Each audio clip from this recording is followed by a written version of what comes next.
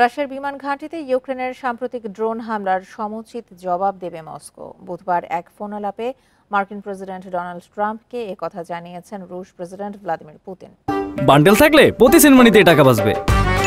বিকাশ send money bundle কিনে জিতুন প্রতি লেনদেনে।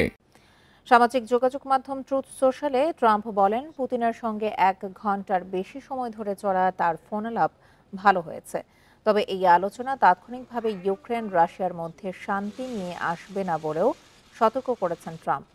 1 জুন রাশিয়ায় 5টি পারমাণবিক বোমারু বিমান ঘাঁটিতে বড় ধরনের ড্রোন হামলা চালায় ইউক্রেন। এরপর এটি ট্রাম্প পুতিনের প্রথম ফোনালাপ। এছাড়া দুই নেতার ফোনালাপে প্রাধান্য পায় ইরান ইস্যুও।